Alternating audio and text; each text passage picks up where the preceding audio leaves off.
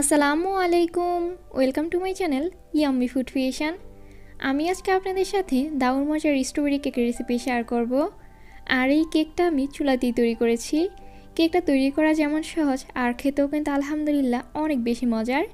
চলুন দেখে নেওয়া যাক কীভাবে খুব সহজেই দারুণ মজার স্ট্রবেরি কেকটা তৈরি করতে হয়। প্রথমেই একটা পাত্রে রুমের স্বাভাবিক তাপমাত্রায় থাকা 3টা ডিম নিয়েছি। আমি আজকে ডিমের কুসুম এবং সাদা অংশ আলাদা করিনি। এখন এর মধ্যে 2/3 কাপ দিয়ে দিচ্ছি চিনি। হাফ কাপের চাইতে কিছুটা বেশি দিলেই কিন্তু 2/3 কাপ চিনি হয়ে যাবে। বিটারের সাহায্যে প্রথমে লো স্পিডে 2 মিনিট, এরপর মিডিয়াম স্পিডে 4 থেকে 5 মিনিটের মতো বিট করে নিচ্ছি। ডিমটা যখন এরকম সাদা আর ক্রিমের মতো হয়ে আসবে তখন বিট করা অফ করে দিতে হবে।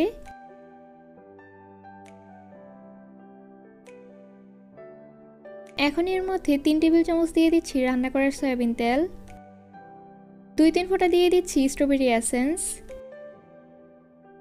প্রায় হাফ টেবিল চামচ স্ট্রবেরি ইমালশন এবং সামান্য পরিমাণে একটু স্ট্রবেরি রেড কালার দিয়ে দিচ্ছি। বিটারের সাহায্যে লো স্পিডে বিট করে সবকিছু খুব ভালোভাবে একসাথে মিশিয়ে নিচ্ছি।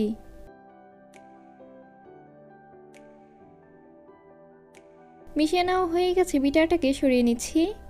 এখন এর মধ্যে সব শুকনো উপকরণ দিয়ে দেবো, এই জন্য একটা ছাঁকনি নিয়েছি। এর মধ্যে দিয়ে দিচ্ছি 1 কাপ ময়দা। প্রথমে কিছুটা ময়দা দিয়ে চেলে নিয়ে এরপর এর মধ্যে বাকি ময়দাটুকু দিয়ে দিচ্ছি। 1 চা চামচ দিয়ে দিচ্ছি বেকিং পাউডার আর সামান্য পরিমাণে একটু লবণ দিয়ে দিচ্ছি। এখন এই সব কিছু খুব ভালোভাবে একসাথে চেলে নিচ্ছি। চেলে নেওয়া হয়ে গেছে, এখন একটা স্প্যাচুলার সাহায্যে সব কিছু খুব ভালোভাবে একসাথে মিশিয়ে নিচ্ছি। এই পর্যায়ে কোনোভাবেই কিন্তু তাড়াহুড়া করা যাবে না, খুবই আলতোভাবে সব কিছু একসাথে মিশিয়ে নিতে হবে। আমি আপনাদেরকে ডিটেলসে দেখিয়ে দিচ্ছি কিভাবে গোল গোল করে ঘুরিয়ে এই ময়দাটাকে মিশিয়ে নিতে হবে। মিশিয়ে নেওয়া হয়ে গেছে, আমাদের কেকের ব্যাটার এখন পুরোপুরি তৈরি। আমি আপনাদেরকে দেখিয়ে দিচ্ছি কেকের এই ব্যাটারটা ঠিক কীরকম হয়েছে। আমি এখানে 8 ইঞ্চি সাইজের রাউন্ড শেপের একটা কেক মোল্ড নিয়েছি। মোল্ডটাতে আগে থেকেই তেল ব্রাশ করে বেকিং পেপার বিছিয়ে দিয়েছি। এখন এর মধ্যে কেকের সম্পূর্ণ ব্যাটার দিয়ে হালকা ট্যাপ করে বেক করে নিচ্ছি। চুলায় একটা হাঁড়ি 10 মিনিটের জন্য হাই হিটে প্রিহিট করে নিয়েছি। এখন ঢাকনাটা তুলে এর মধ্যে কেকের মোল্ডটা দিয়ে দিচ্ছি। ঢাকনা দিয়ে ঢেকে দিচ্ছি। চুলার আঁচটা একেবারে লো করে দিয়ে বেক করে নিচ্ছি 35 মিনিট। এই কেকটা হতে 35 থেকে 40 মিনিটের মতো সময় লাগবে। 35 মিনিট পর চুলাটা অফ করে দিয়ে ঢাকনাটা তুলে নিচ্ছি। চেক করে নিচ্ছি কেকটা হয়েছে কিনা। একদম ক্লিন এসেছে, তার মানে কেকটা ভালোভাবেই হয়ে গেছে। ঠান্ডা হওয়ার পর একটা ব্রেড নাইফের সাহায্যে 4 সাইড থেকে কেকটাকে একটু ছাড়িয়ে নিচ্ছি।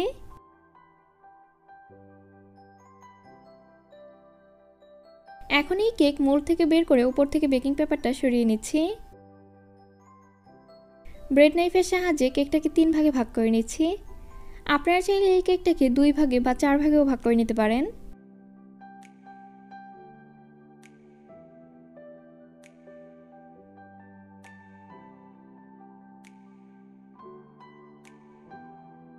ডেকোরেশনের জন্য কেকের উপরে প্রথমেই দিয়ে দিচ্ছি সুগার সিরাপ। আজকের এই সম্পূর্ণ কেকটা ডেকোরেশন করার জন্য আমি 2/3 কাপ পানি, প্রায় 1/4 কাপ চিনি এবং 1 টেবিল চামচ স্ট্রবেরি সিরাপ একসাথে জাল করে নিয়েছি। সুগার সিরাপ দিয়ে দেওয়া হয়ে গেলে এখন এর উপরে দিয়ে দিচ্ছি হুইপড ক্রিম। আজকের এই সম্পূর্ণ কেকটা ডেকোরেশন করার জন্য আমি 1 কাপ পরিমাণ ভিভো লিকুইড হুইপড ক্রিম ব্যবহার করছি।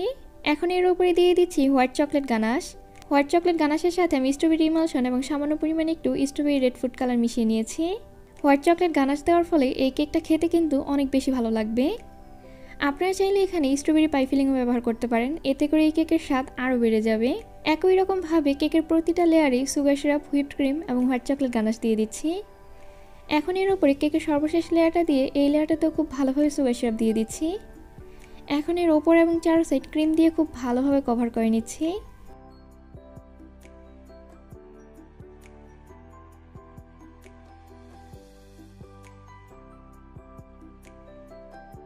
ক্রিম দিয়ে কভার করে নেওয়া হয়ে গেলে এখন কেকের উপরে একটা ড্রেস এঁকে নিচ্ছি। আমি এই কেকের মধ্যে একটা ড্রেসের ডিজাইন করে নেব। এই ড্রেসের ডিজাইন করে নেওয়াটা কিন্তু খুবই সহজ, আপনি একটু লক্ষ্য করলেই বুঝতে পারবেন আমি এটা কিভাবে এঁকে নিচ্ছি।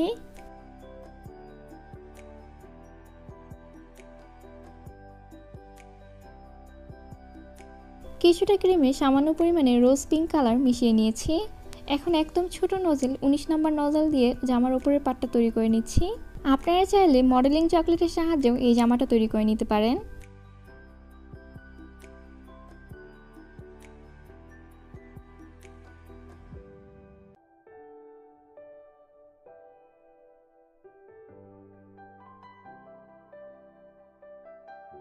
পিঙ্ক কালারের ক্রিমের সাথে সামান্য পরিমাণে হোয়াইট কালারের ক্রিম একসাথে মিশিয়ে কেকের নিচের জামার পার্টটা তৈরি করে নিচ্ছি। একই রকমভাবে আমি সম্পূর্ণ জামাটা তৈরি করে নিচ্ছি।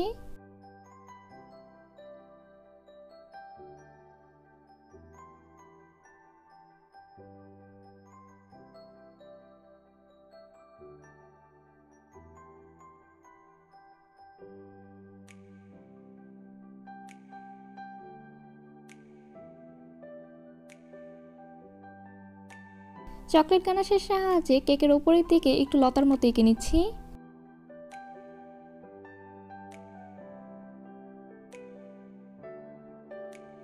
একদম ছোট সাইজের একটা রোজ নোজেলের সাহায্যে এখন এর উপরে ফুল তৈরি করে নিচ্ছি।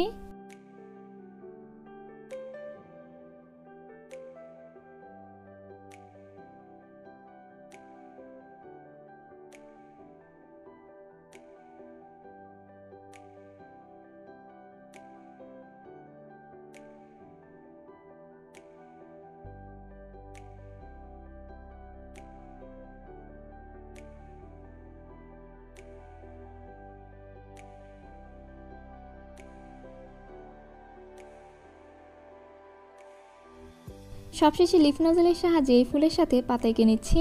আপনারা আপনাদের পছন্দ মতো যেভাবে ভালো লাগে সেভাবেই ডেকোরেশন করে নিতে পারেন। আমি আমার পছন্দ মতো কেকটাকে সাজিয়ে নিচ্ছি।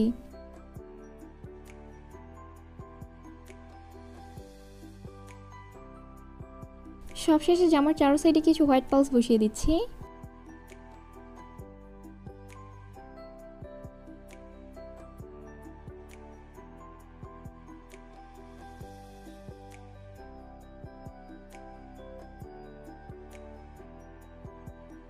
আমি আপনাদেরকে কেটেও দেখিয়ে দিচ্ছি এই কেকটা কতটা সফট হয়েছে। এই কেকটা যেমন সফট আর খেতেও কিন্তু আলহামদুলিল্লাহ অনেক বেশি মজার।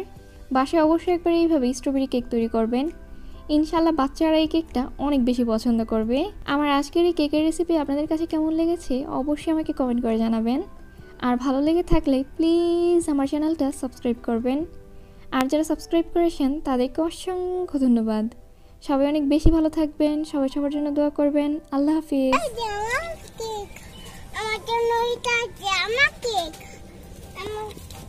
তোমাকে আমি হ্যাপি পার্টি করব।